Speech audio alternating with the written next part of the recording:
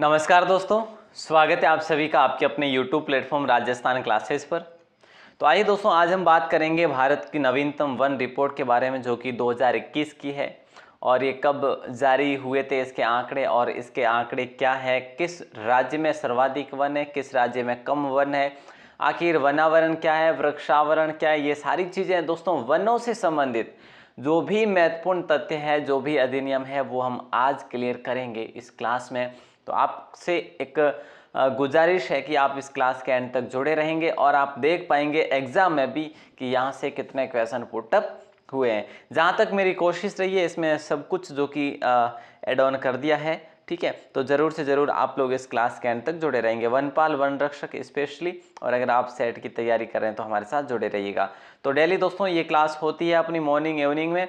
और आज सबसे पहले हम लोग पढ़ेंगे, शुरुआत करते हैं दोस्तों यहाँ से कि भाई वनस्पति आखिर है क्या। वन रिपोर्ट से पहले हमें ये तो पता होना चाहिए वन रिपोर्ट आखिर आती किसकी है ना। तो वनस्पति की बात करते हैं। देखिए दोस्तों, वनस्पति की हम लोग बात करें तो वनस्पति क्या होती है? पेड़ पौधों का समूह जो होता है वही वनस्पति होती है ना।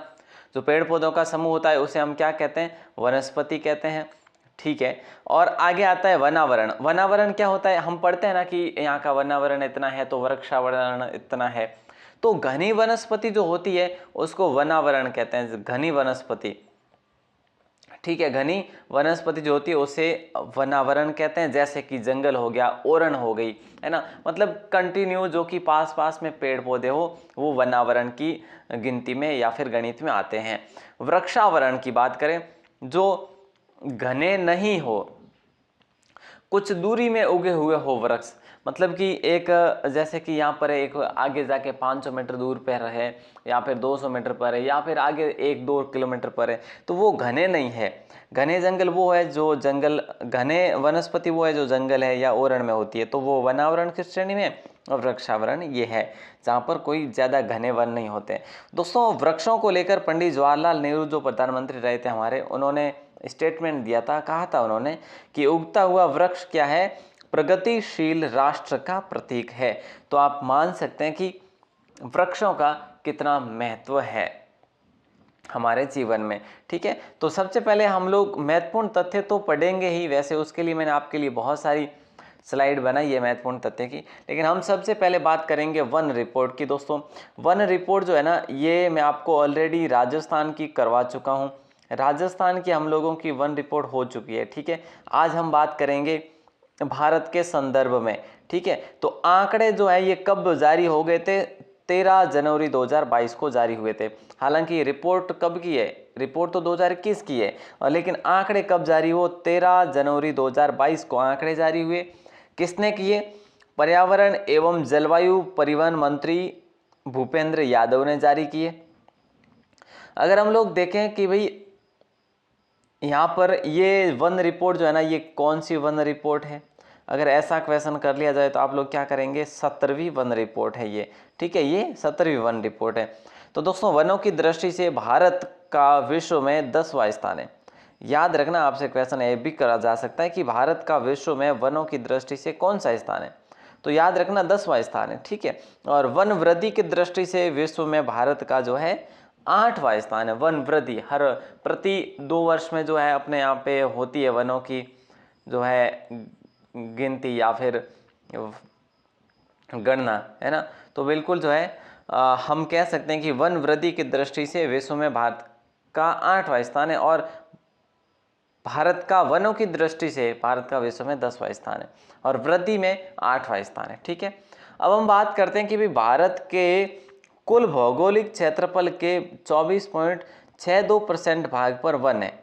भारत का कुल जो भौगोलिक क्षेत्रफल है ना, जो क्षेत्रफल में है, उसके टोटल 24.62%, मतलब कि 24.62% जो भाग पर वन है, जबकि 16वीं रिपोर्ट में कितना था? 24.56% भाग पर वन थे।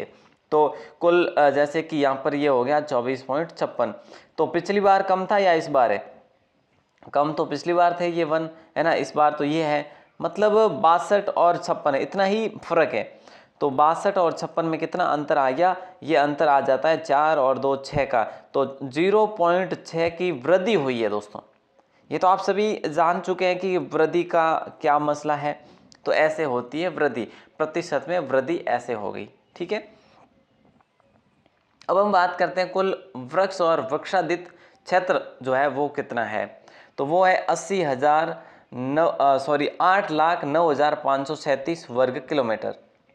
ठीक है, भारत में कुल वृक्षादित जो क्षेत्र है ना वो है 8,09,537 वर्ग किलोमीटर, जिसमें कुल वृद्धि, ये क्षेत्रफल की बात करें तो क्षेत्रफल में ये परसेंट की बात कर ली हम लोगों ने, तो ये क्षेत्रफल की बात करें तो 2261 वर्ग किलोमीटर की वृद्धि हुई है। वर्ग किलोमीटर हाँ कह सकते हैं वृद्धि हुई है वृक्षों की बात करें तो।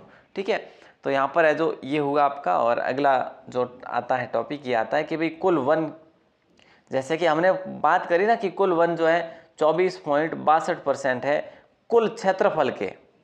कुल क्षेत्रफल के जैसे कि 100% है हमारा क्षेत्रफल, तो क्षेत्रफल के 24.62% में वन है फिलहाल टाइम में। ठीक है, तो ऐसे में ये टेबल बनाकर आपके लिए मैं लेकर आया हूँ। तो देखिएगा यहाँ पर वनावरण दिया है हमने और यहाँ पर वृक्षावरण दिया है। ये वृक्षावरण जो है दोस्तों ये यहाँ पर होना चाहिए था, लेकिन यहाँ पर टपक के आ गया। खैर कोई नहीं, लेकिन हम लोग तो इसको पढ़ेंगे ना, बिल्कुल। तो देखिए ये वनावरण जो है दोस्तों ये 21.71% है। ठीक है, वहीं हम वृक्षावरण की बात करें, वृक्षावरण की बात करें हम लोग तो 2.91% है। ठीक है, तो इसमें वृद्धि हुई है दोस्तों 1540 वर्ग किलोमीटर की और वृक्षावरण में वृद्धि हुई है 721 वर्ग किलोमीटर की। अगर आप दोनों को जोड़ते हैं 1540 प्लस 721 को तो 2261। तो आपको ये तो पता होगा ना कि वनावरण क्या होता है, वृक्षावरण क्या होता है। दोनों को हम अलग अलग करते हुए पढ़ते हैं। समझ आ गया ना, बिल्कुल आसान है, वैसे इतना ज़्यादा हार्ड नहीं है। ठीक है, दोनों को हमने मिक्स किया। पहले हमने दोनों को देखा कि भाई 2261 की वृद्धि हुई है हमारे संपूर्ण भारत में, लेकिन वृद्धि हुई है तो केवल वनावरण की कितनी हुई, तो केवल वनावरण की 1540%। हमने ये पढ़ा पहले तो परसेंट में कि भाई 24.62% है वन भारत में। अब ये नहीं पता था कि वनावरण कितने हैं और वृक्षावरण कितने हैं। ठीक है, तो हमने अब ये पढ़ लिया कि भाई वनावरण जो है 21.71 है, तो वहीं हम लोग वृक्षावरण की बात करें तो 9.91 है। तो सॉरी 2.91। तो आपको ये सीधा सा याद रखना कि वृक्षावरण भारत में कम है, वनावरण ज़्यादा है, क्योंकि जहाँ पर ज़्यादा घने वन है तो वहाँ पर ये इस प्रकार से आप पढ़ेंगे। तो ठीक है, कुल वृद्धि जो है 1540 प्लस 721 2221। ओके, तो आइए आगे बढ़ते हैं। अब देखिए सर्वाधिक वृद्धि वाले राज्य, वृद्धि करने वाले राज्यों की बात करें हम लोग कि भाई वृद्धि प्रति 2 वर्ष में वृद्धि कौन से राज्य ने करी, तो सबसे ज़्यादा वृद्धि करी है आंध्र प्रदेश ने, जो कि 642 वर्ग किलोमीटर की वृद्धि करी है अकेले ने। ठीक है, और तेलंगाना मतलब कि अपने क्षेत्रफल के हिसाब से। ठीक है, तेलंगाना की बात करें 537 वर्ग किलोमीटर की वृद्धि करी है और ओडिशा की बात करें 532। तो आप क्या याद रखेंगे, आंध्र प्रदेश, तेलंगाना, ये तो पास पास में ही, ओडिशा भी पास में, तो ये तीनों पास में ही है, वैसे ज़्यादा इधर उधर नहीं है। आंध्र प्रदेश, तेलंगाना, ओडिशा। तो मैं आपके लिए यहाँ पर लिख देता हूँ, ये वृद्धि वाले राज्य है एटीओ। ठीक है, ये वृद्धि वाले राज्य है प्यारे दोस्तों एटीओ, एटीओ। ठीक है, एटीओ ये वृद्धि वाले राज्य है। ओके, एटीओ वृद्धि वाले राज्य। अच्छा, आगे हम बात करें सर्वाधिक वन क्षेत्र वाले राज्य। दोस्तों ये 3 राज्य आप याद कर लो, खूब है। आपको अगर एग्जामिनर क्वेश्चन पूछेंगे तो इनमें से पूछ लेंगे, अन्यथा नहीं। ठीक है, तो मैंने इसके लिए आपकी जो ट्रिक बनाई है ना, MAC मेक, ठीक है, MAC मेक बनाई है। तो मध्य प्रदेश जो कि 77,493 वर्ग किलोमीटर में वन क्षेत्रों का जो फैलाव है। अरुणाचल प्रदेश की बात करें तो 66,431 वर्ग किलोमीटर में फैलाव है और वनों का। और छत्तीसगढ़ की बात करें तो 55,717। तो आपको सिंपली ये याद रखना है भाई साहब। देखो मुझे नहीं लगता कि एकदम एग्जैक्ट जो है, एग्जैक्ट जो कि डेटा पूछे आपको इतना ही पूछेंगे कि भाई इसका कितना है, इसका कितना है। ठीक है, तो अगर आपको 77,493 पूछे तो आप MP के साथ जाएंगे। उसके बाद अरुणाचल नंबर का मैक मैंने दे दिया आपको, तो मैक याद रखना है। फिर है जो 66,431 आएगा आपका, ये है जो अरुणाचल प्रदेश का है। ठीक है, तो यहाँ पे 77 आ रहा है, यहाँ पे 66 आ रहा है, और यहाँ पर हम लोग लिखेंगे 55,717। ईजी हो गया ना आपके लिए, ये 55, 77, 66, 55, 55, तो ये है जो छत्तीसगढ़ आ जाएगा, जैसे कि सीजी। ओके, ये आसान था, इतना कोई हार्ड क्वेश्चन बिल्कुल भी नहीं था। बने जैसे कि मैक में 77, 66, 55, मैक 77, 66, 55। ओके, अगला क्वेश्चन आपके स्क्रीन पर है, तो देखिएगा, क्वेश्चन ही मैं इसको कह रहा हूं वैसे। तो देखिए, न्यूनतम वन क्षेत्र वाले राज्य जो है एचपीजी। देखिए, सर्वाधिक की बात करें, हम लोगों ने क्या पढ़ा, सर्वाधिक की बात करें तो हम लोगों ने पढ़ा कि भाई मैक मध्य प्रदेश, अरुणाचल प्रदेश और ये छत्तीसगढ़, और उसमें हमने क्या पढ़ा, एटीओ, आंध्र प्रदेश, तमिलनाडु और ओडिशा। ये किस में पढ़ा था हम लोगों ने, ये हम लोगों ने पढ़ा वृद्धि में। तो ये इतना ही तो है, ज़्यादा है नहीं याद करने योग्य, बस हो गया ना याद। तो हरियाणा की बात करें, 1603 वर्ग किलोमीटर वन क्षेत्र है, जो कि सबसे कम है भारत में। पंजाब की बात करें, यहाँ पर भी कम है ये, लेकिन ये दूसरे नंबर पे। और गोवा की बात करें, ये गोवा तीसरे नंबर पर है न्यूनतम की दृष्टि से। तो सबसे कम वन कहाँ पर है, हरियाणा में। एचपीजी याद रखिए दोस्तों, ये छोटे छोटे राज्य जैसे कि एचपीजी ऐसे ही याद रख लेंगे आप लोग। एचपीजी, हरियाणा पंजाब पास में है, लेकिन गोवा थोड़ा सा दक्षिण साइड में है, तो कोई बात नहीं, लेकिन ध्यान तो रखना है कि एचपीजी गोवा जो कि छोटा है, वहां पर तो पानी पानी है, ऐसा याद रख लेंगे। अब हम लोग प्रतिशत की दृष्टि से या फिर अनुपात की दृष्टि से बात कर लेते हैं। ये यहाँ पर जो है दोस्तों, दो प्रकार से हम पढ़ते हैं, एक तो क्षेत्रफल की दृष्टि से और एक है जो प्रतिशत की दृष्टि से। क्षेत्रफल हमारा हो गया, अब प्रतिशत। अब देखिए, यहाँ पर आपका आंकड़ा थोड़ा सा लगाएगा, ज़्यादा नहीं। सर्वाधिक प्रतिशत वन जो है ना, वो कहाँ पर है, तो वो भैया मिजोरम में है, और उसके बाद नंबर आता है अरुणाचल प्रदेश का। तो सर्वाधिक में हमने क्या पढ़ा अभी, MAC हमने पढ़ा पहले में मध्य प्रदेश, उसके बाद पढ़ा हम लोगों ने अरुणाचल प्रदेश। ठीक है, क्षेत्रफल में। तो दोस्तों यहाँ पर देखियो, क्षेत्रफल की दृष्टि से अगर बात करें तो मध्य प्रदेश पहले नंबर पर है, और सर्वाधिक प्रतिशत वनों की दृष्टि से बात करें तो पहले मिजोरम है। ठीक है, समझ रहे हैं ना मेरी बात को। ठीक है, तो ये बड़ा इंपॉर्टेंट है यहाँ पे। और बाकी जो है अरुणाचल प्रदेश तो है जो वही सेम आ रहा है अपनी यथास्थिति पर। न्यूनतम प्रतिशत वनों की बात करें तो ये भी सेम ही है, जैसे कि हमने हरियाणा पढ़ा 1600, है ना, उसके बाद हम लोगों ने पंजाब भी पढ़ा, तो उसके बाद नंबर आ जाएगा अपना गोवा का। तो ये प्रतिशत वाला, और इसमें इतना ज़्यादा अलग अलग नहीं है, सेम ही है। थोड़ा सा आपको मिजोरम वाला जो है ये याद रखना पड़ेगा प्रतिशत की दृष्टि से। मिजोरम में कितने प्रतिशत है, 84.53, और हरियाणा में 3.63% है। ठीक है, तो ये दोनों चीज़ें याद रखेंगे। और अगला जो स्लाइड आती है आपकी, ये यहाँ पर ये है कि भाई विश्व में प्रति व्यक्ति वन जो क्षेत्र है ना, वो कितना है, 0.6 हेक्टेयर। दोस्तों एग्जाम में क्वेश्चन आपका बन सकता है, ये महत्वपूर्ण तथ्य यहाँ से आ चुके हैं, ऐसा समझो आप लोग। और भारत में प्रति व्यक्ति वन क्षेत्र कितना है, 0.11 हेक्टेयर है, 0.11 हेक्टेयर है। ठीक है, तो विश्व में प्रति व्यक्ति वन क्षेत्र है 0.6, और भारत में प्रति व्यक्ति वन क्षेत्र है 0.11। ओके, इसका डबल हो जाएगा। और विश्व में सर्वाधिक वनों की बात करें, रूस और ब्राजील, और मैं आपके लिए यहाँ पर ऐड ऑन करूँ तो कनाडा। रूस, ब्राजील, कनाडा में विश्व में सर्वाधिक वनों के लिए ये जाने जाते हैं। प्रतिशत के आधार पर जो है ये सूरीनाम है, गैबोन है, सूरीनाम वे गैबोन, ये प्रतिशत की दृष्टि से हम लोग बात करते हैं। वन वर्ष की बात करें दोस्तों, 2003 में वन वर्ष मनाया गया। तो वही हम बात करें, देखो वन वर्ष कौन से वर्ष को घोषित करा था, 2003 को। वहीं 2015 की बात करें दोस्तों, तो 2015 को मृदा वर्ष घोषित करा। ये संपूर्ण विश्व की बात करें हम लोग, विश्व में वन वर्षों की बात करें तो संपूर्ण विश्व में वन वर्ष 2003 में घोषित करा। देखो 2003 को वन वर्ष घोषित करा, और मृदा वर्ष किसको घोषित करा, मृदा वर्ष 2015 को घोषित करा। याद रखिए दोस्तों, बस, है ना। अब आते हैं इससे भी महत्वपूर्ण फैक्ट आप सभी के। देखो ये जो चीज़ें है ना, ये वाली, भारत में वन कितने जो है, मुख्यतः वन है जो 5 प्रकार के हैं, ठीक है। तो ये हम लोग पढ़ेंगे, ये अपना अलग क्लास में पढ़ेंगे, ओके। अलग क्लास में क्यों पढ़ेंगे, क्योंकि आराम से पढ़ पाएंगे। आज जो है ना और भी फैक्ट है बहुत सारे, वो हम क्लियर करेंगे पहले तो आज, ठीक है। देखिए दोस्तों, जो भारत में वन है ना, भारत की जो वनस्पति है, इस वनस्पति को भारतीय संविधान में समवर्ती सूची में रखा है, ठीक है। कौन सी लिस्ट में रखा है, समवर्ती लिस्ट में रखा है।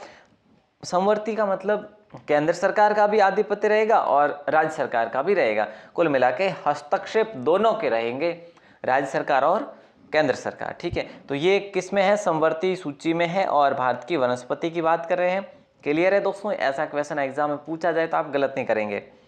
पहले ये राज्य सूची का विषय था, लेकिन 1976 में 42वें संशोधन में इसे समवर्ती सूची में जोड़ा गया। पहले ये राज्य सूची में था, लेकिन बाद में इसको कहाँ जोड़ा गया, समवर्ती में। ये कब जोड़ा गया, अगर ऐसा क्वेश्चन करे तो 1976 में जो हुआ था 42वां संविधान संशोधन, उसमें, ओके।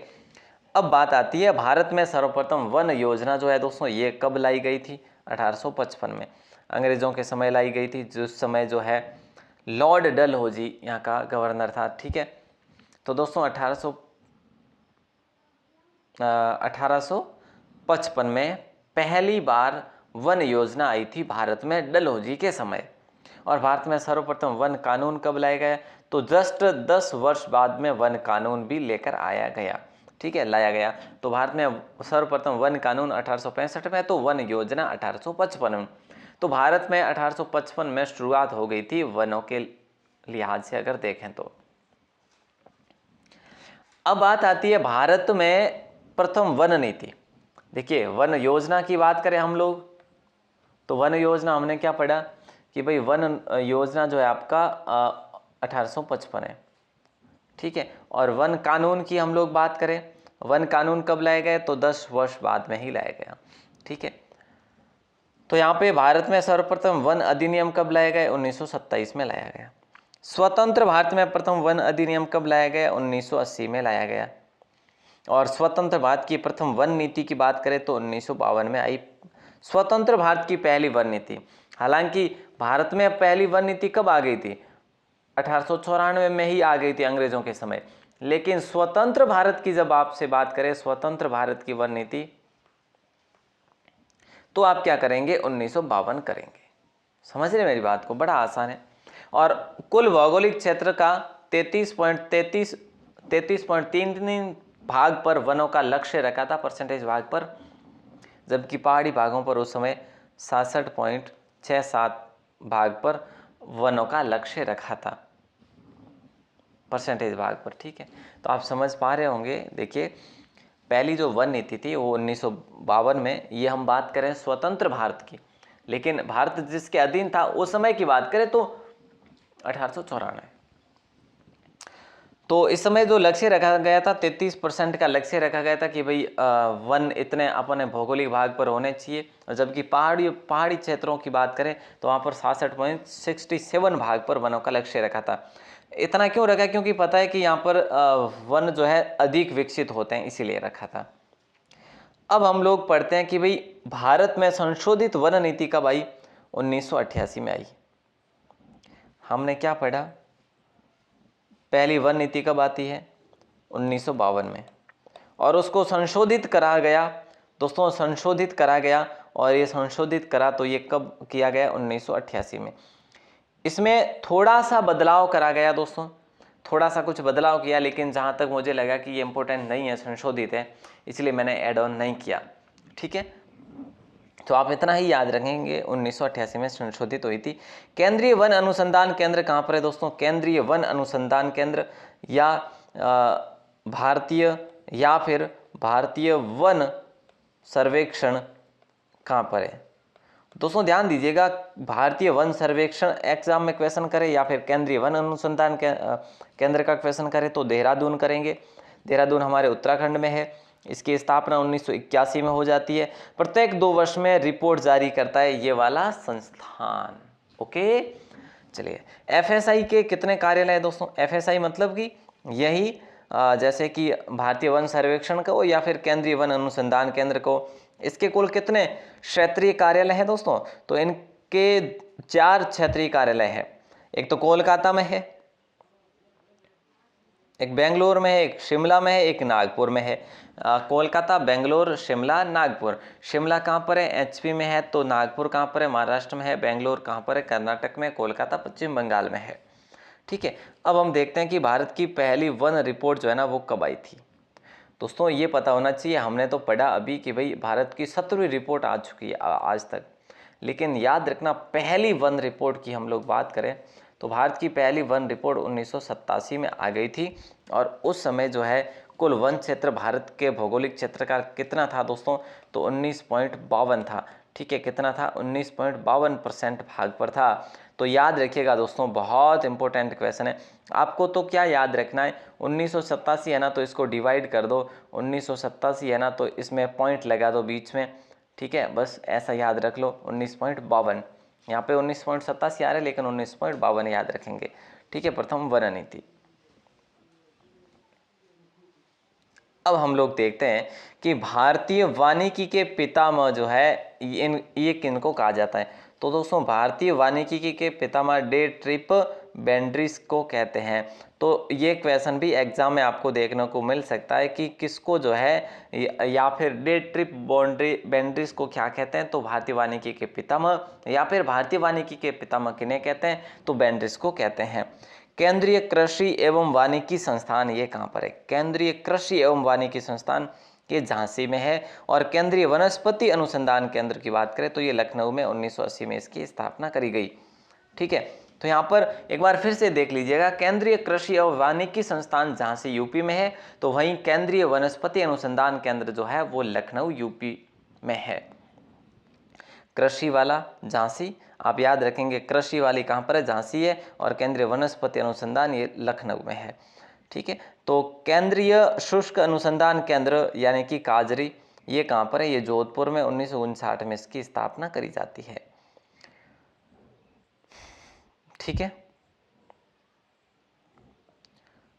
अब हम देखते हैं कि यहाँ पर क्या बता रखा है कि केंद्रीय शुष्क वन अनुसंधान संस्थान जो है आफरी।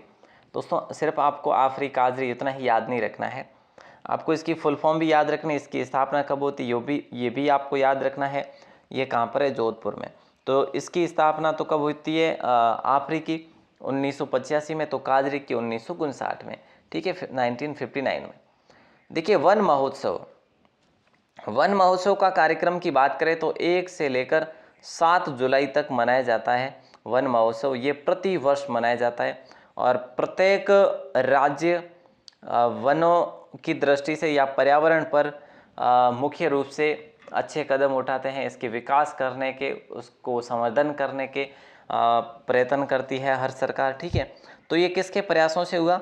ये 1950 में के एम मुंशी के प्रयासों से हुआ। ये वही के एम मुंशी है जिन्होंने मत्स्य संघ का नामकरण करा था।